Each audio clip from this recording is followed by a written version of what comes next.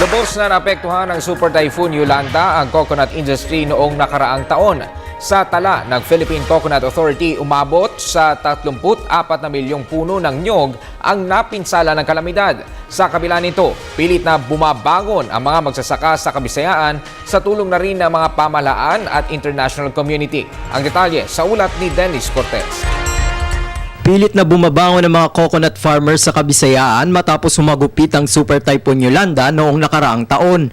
Mahigit 40% ng mga magsasaka sa Leyte ang nakadepende sa coconut industry. Kasunod nito, bakas pa rin sa mga magsasaka ang pait na iniwan ng kalamidad sa kanilang pang-araw-araw na pamumuhay. Kuan ini 700 na tukdaw. Pero yan ako na.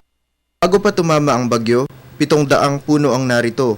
Ngayon, 9 na puno na lamang ang natira. Malaking problema sa amin yun dahil sa kopra kami kumikita.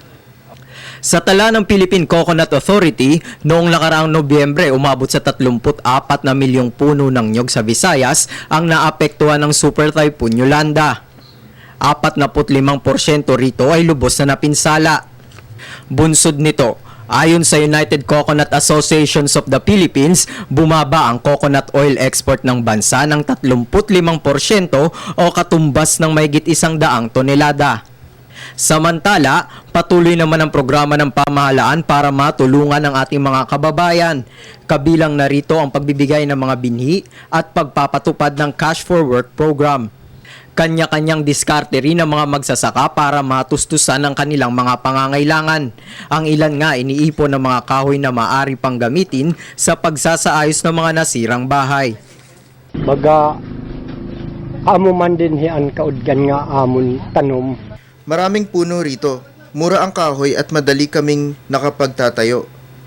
Karamihan sa mga bahay ay gawa sa coconut lumber, gaya ng mga dingding at mga poste.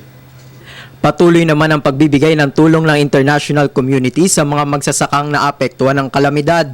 The likelihood is that many of these trees will rot and become infested with pests, and those pests could eat some of the still standing and productive trees. Bagamat matatagalan pa bago anihin ang mga itinanim na puno, tiwala naman ang mga magsasaka na muling makakabawi ang industriya. Para sa Telebisyon ng Bayan, Dennis Cortez.